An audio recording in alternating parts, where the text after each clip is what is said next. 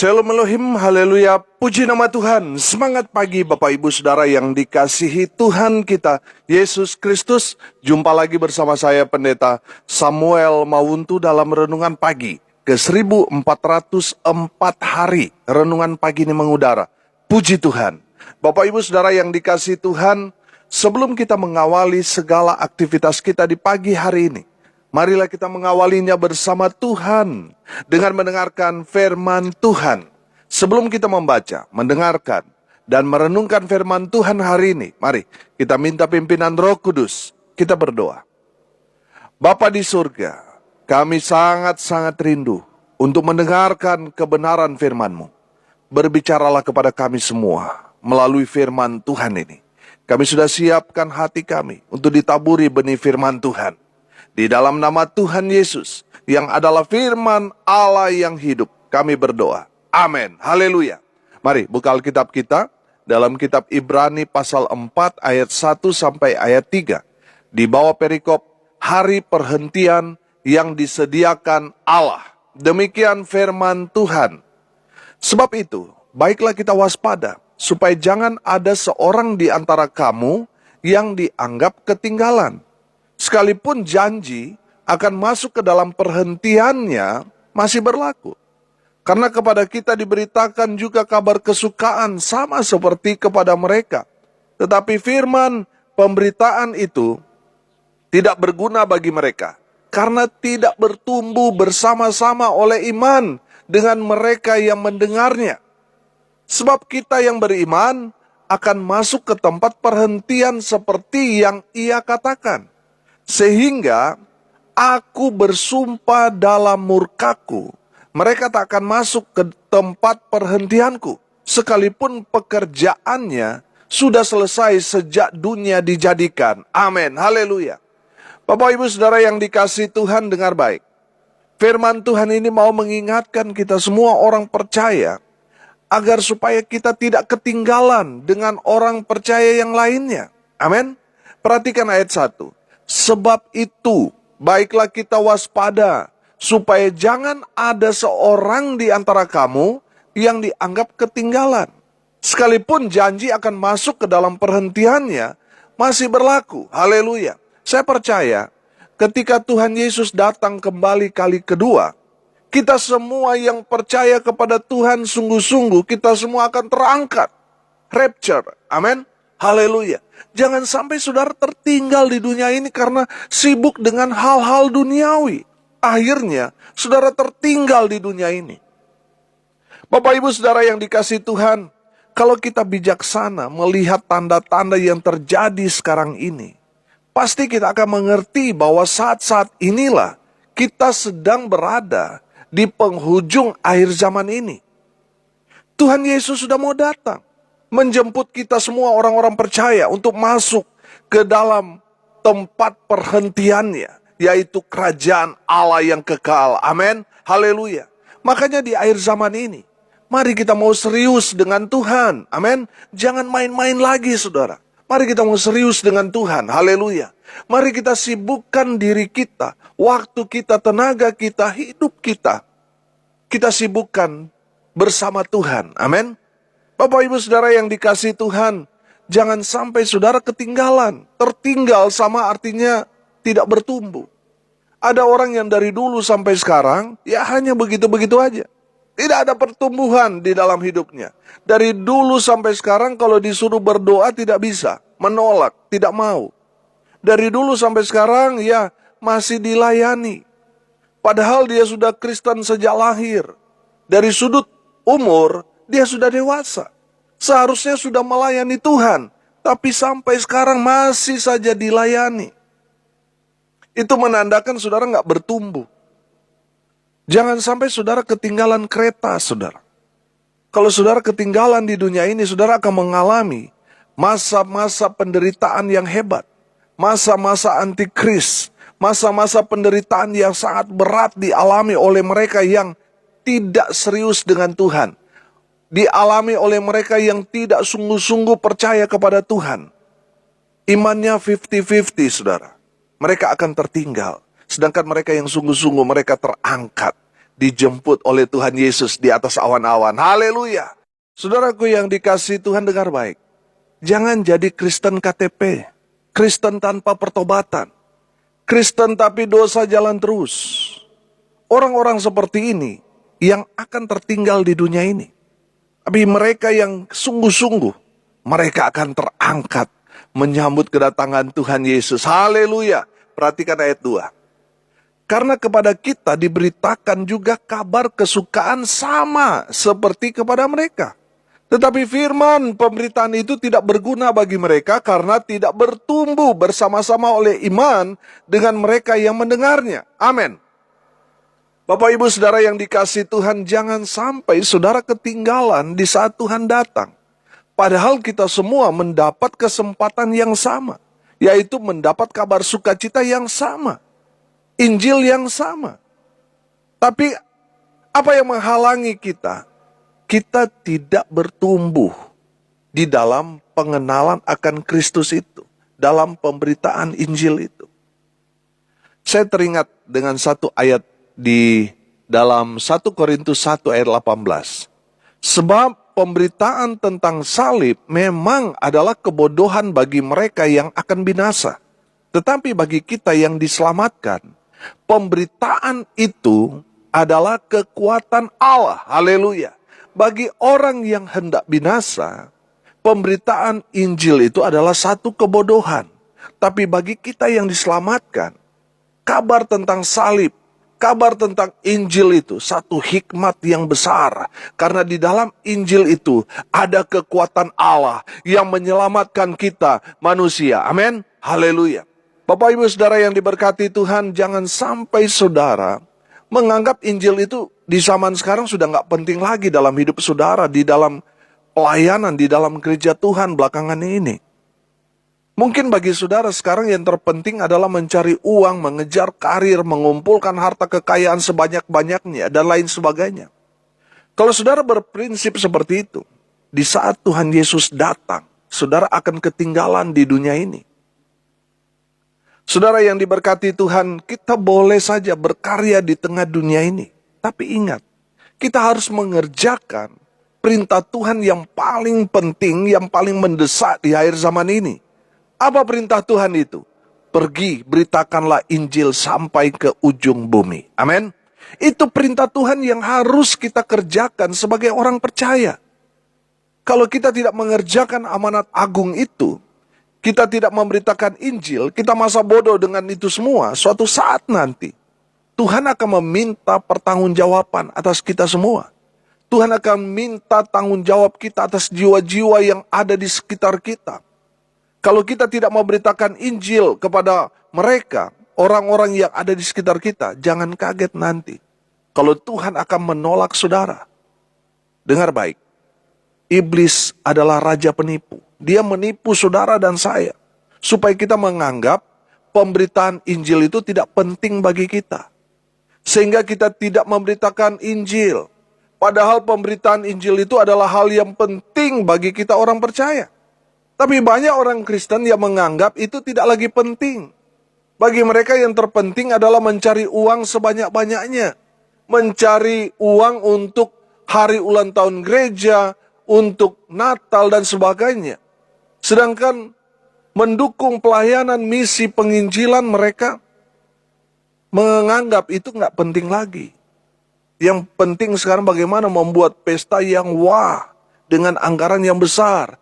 Sedangkan hal yang paling terpenting untuk penjangkauan jiwa-jiwa mereka abaikan. Saudara yang dikasihi Tuhan, saya nggak bilang cari uang itu tidak penting. Uang penting, tapi itu bukan yang paling penting, betul? Yang paling penting dalam hidup kita sebagai orang percaya adalah melaksanakan, mengerjakan pemberitaan Injil. Pertanyaan saya sederhana, sudahkah saudara memberitakan Injil? Kalau belum, cepat ambil bagian dalam pemberitaan Injil itu, karena itu adalah tugas kita orang percaya. Amin. Kalau saudara tidak memberitakan Injil, saudara akan tertinggal di dunia ini. Makanya ketika 70 murid datang kembali kepada Tuhan Yesus dan mereka melaporkan, Tuhan, kuasa Tuhan luar biasa dalam pelayanan kami. Banyak orang bertobat. Di saat ada orang sakit kami doakan. Mereka mengalami sembuh, mereka yang kerasukan kami usir di dalam nama Tuhan Yesus. Setan-setan yang ada dalam tubuh mereka pergi. Dan banyak orang mengalami Tuhan dalam hidup mereka. Tapi apa kata Tuhan Yesus? Jangan bersukacita karena itu. Bersukacitalah karena namamu terdaftar di surga. Haleluya. Bapak Ibu Saudara yang dikasihi Tuhan, mari kita memberitakan Injil. Supaya di saat Tuhan datang kita tidak tertinggal di dunia ini. Kalau kita memberitakan Injil, nama kita tercatat di surga, itu berarti tempat kita di sana, saudara. Amin. Saudara yang dikasihi Tuhan, saya ingat dengan perumpamaan tentang 5 gadis bijaksana dan 5 gadis yang bodoh. Dalam Injil Matius pasal 25. Ceritanya sangat jelas bahwa 5 gadis yang bodoh itu ditinggalkan mempelai laki-laki karena apa? Karena mereka tidak mempersiapkan diri mereka untuk menyambut sang mempelai laki-laki itu. Ketika sang mempelai laki-laki itu datang, 5 gadis yang bodoh yang tidak mempersiapkan diri mereka, mereka ditinggalkan. Sedangkan 5 gadis yang bijaksana, yang mempersiapkan segala sesuatu, yang mempersiapkan diri mereka untuk menyambut kedatangan mempelai laki-laki, mereka lah yang diterima dalam perjamuan kawin anak domba Allah. Amin. Haleluya. Bapak Ibu Saudara yang dikasihi Tuhan, mari kita bersikap seperti 5 gadis yang bijaksana, yang berjaga-jaga dengan setia, menanti kedatangan sang mempelai laki-laki, yaitu Tuhan kita Yesus Kristus. Amin. Apa yang harus kita jaga? Jaga imanmu, jaga hatimu, jaga keluargamu, jaga persekutuanmu, hubunganmu dengan Tuhan, jaga kekudusan hidupmu. Amin. Itu yang harus kita jaga. Kalau kita tidak menjaga itu, kita akan ketinggalan, saudara. Kembali ke ayat 2 tadi. Karena kepada kita diberitakan juga kabar kesukaan sama seperti kepada mereka. Tetapi firman pemberitaan itu tidak berguna bagi mereka. Perhatikan. Karena tidak bertumbuh bersama-sama oleh iman dengan mereka yang mendengarnya. Amin. Bapak Ibu Saudara yang dikasihi Tuhan, Tuhan mau saudara itu bertumbuh dalam iman. Amin. Tuhan mau saudara dan saya bertumbuh dalam iman percaya kepada Tuhan Yesus. Kenapa kita harus hidup bertumbuh oleh iman? Karena orang benar akan hidup oleh iman. Amin. Haleluya. Dalam pertumbuhan iman, kita belajar dari Bapak Abraham. Dia percaya dengan iman. Amin. Ketika Tuhan memanggil Abraham untuk pergi dari rumah bapaknya ke tempat di mana Tuhan berikan kepadanya, Abraham percaya dengan iman dan dia lakukan dengan taat. Amin. Haleluya. Ketika Tuhan meminta supaya Ishak, anak yang dia paling kasih, anak satu-satunya untuk dipersembahkan menjadi korban bakaran untuk Tuhan, Abraham taat. Amin. Abraham melakukannya dengan iman. Abraham percaya bahwa Tuhan menyediakan segala kebutuhannya. Haleluya. Dengar baik. Kalau sudah percaya kepada Tuhan, jangan lagi khawatir, jangan takut akan hidupmu. Karena Tuhan menyediakan segala kebutuhan kita orang percaya. Amin. Tuhan yang menyediakan semuanya seperti yang Tuhan lakukan kepada Abraham. Demikian juga Tuhan akan kerjakan, lakukan dalam kehidupan saudara dan saya yang percaya kepada Tuhan Yesus. Haleluya. Kolose 2 ayat 6 sampai ayat 7. Sudah perhatikan di sana. Kamu telah menerima Kristus Yesus Tuhan kita. Karena itu, hendaklah hidupmu tetap di dalam Dia. Hendaklah kamu berakar di dalam Dia dan dibangun di atas Dia. Hendaklah kamu bertambah teguh dalam iman yang telah diajarkan kepadamu. Dan hendaklah hatimu melimpah dengan syukur. Amin. Kolose 2 ayat 6 dan ayat 7 ini mengajarkan kita untuk bertumbuh dalam Tuhan. Haleluya. Dari firman Tuhan ini, Tuhan mau kita bertumbuh dalam Tuhan. Orang yang bertumbuh dalam Tuhan adalah mereka yang pertama, firman Tuhan ini mengajarkan kita. Mereka yang menerima Kristus Yesus. Mereka yang menerima firman Tuhan. Menerima teguran, nasihat dari firman Tuhan itu, dan mereka tetap di dalam Tuhan. Mereka tidak ngambek, mereka tidak pergi, mereka tidak ngambul, saudara. Mereka tetap, artinya mereka tetap setia kepada Tuhan. Itu berarti saudara bertumbuh dalam Tuhan. Amin.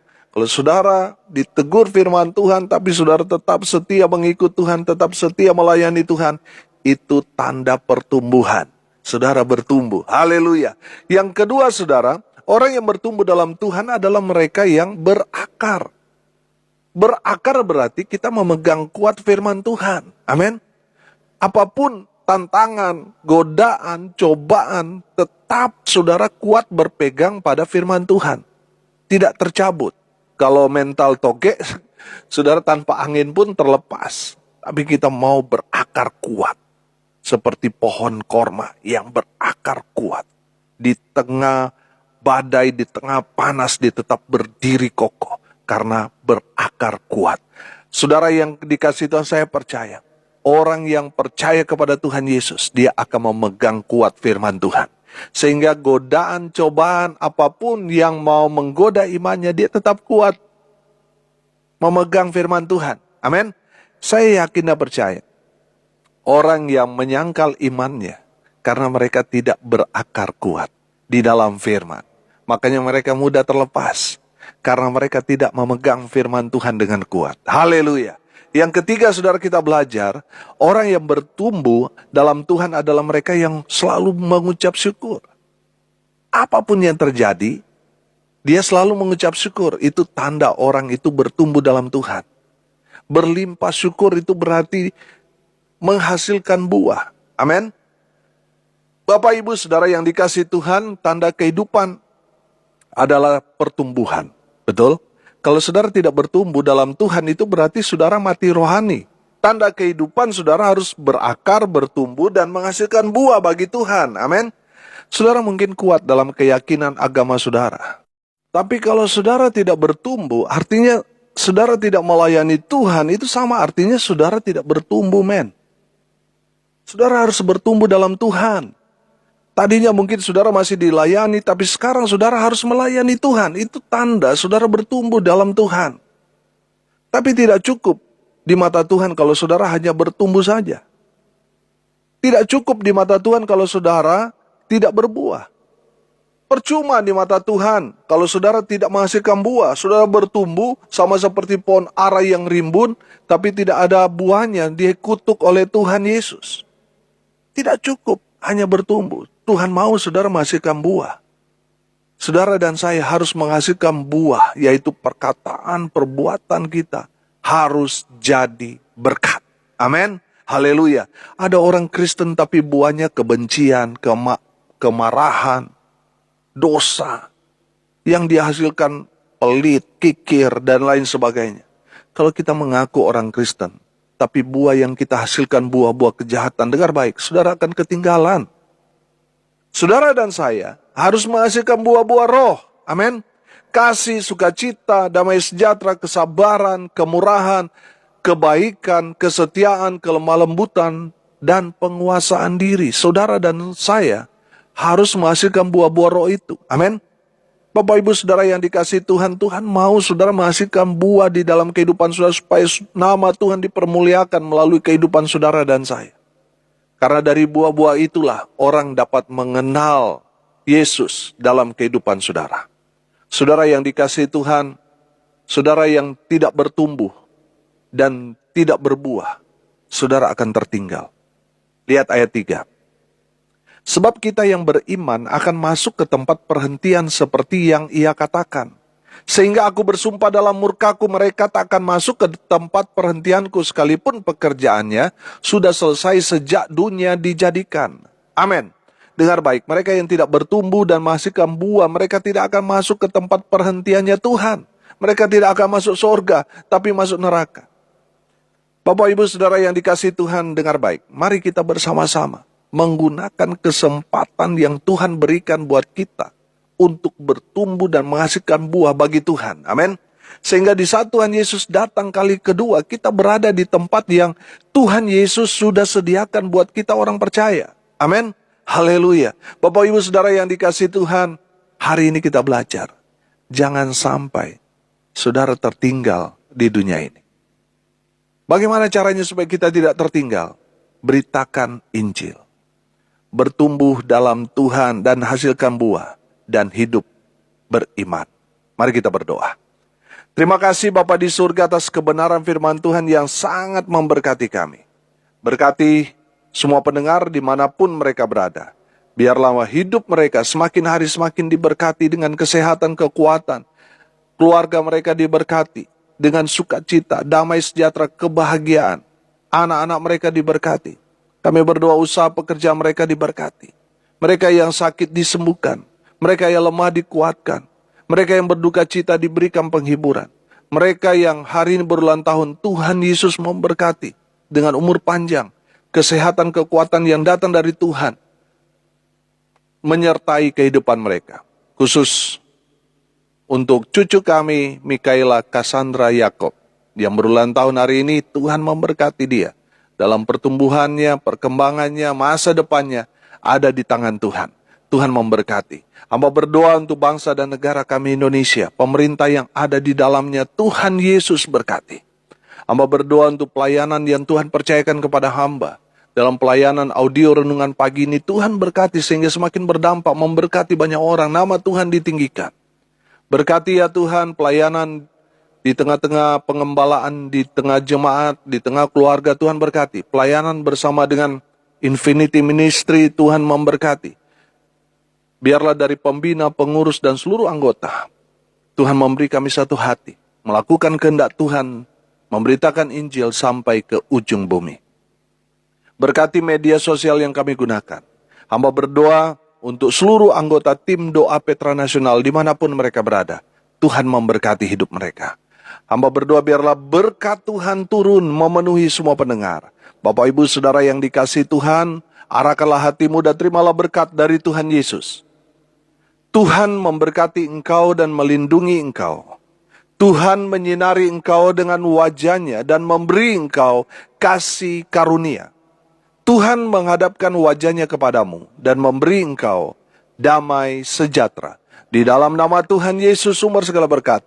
Bapak Ibu Saudara yang percaya diberkati, katakan amin. Puji Tuhan. Bapak Ibu Saudara yang dikasihi Tuhan, kalau saudara merasa diberkati melalui renungan pagi ini, bagikan juga kepada saudara-saudara yang lain agar mereka juga diberkati. Karena untuk itulah kita dipanggil untuk jadi berkat. Kalau saudara mau konseling, mau sharing, mau didoakan, saudara bisa japri WA saya di 081 337 491 360. Saya bersama tim doa Petra Nasional akan berdoa buat saudara, karena kami percaya bagi Tuhan tidak ada yang mustahil. Kalau saudara mendengar kabar baik ini melalui media sosial dari Infinity Ministry, saudara juga bisa menghubungi tim doa di sana di 081 2372 47 340. Kami hamba Tuhan dari Infinity Ministry akan berdoa buat saudara, karena kami percaya doa orang benar sangat besar kuasanya. Amin. Haleluya. Saudara yang ingin dilayani melalui pelayanan konseling keluarga Infinity Ministry, saudara juga bisa menghubungi call center di 08191 30 15 83 kali. Temukan jalan keluarnya bersama dengan kami hamba Tuhan yang bisa dipercaya. Tuhan memberkati saudara. Haleluya. Saudara yang dikasihi Tuhan, salam kasih dari Bali. Saya Pendeta Samuel Mauntu. Sampai jumpa besok pagi. Tuhan Yesus memberkati kita semua. Haleluya.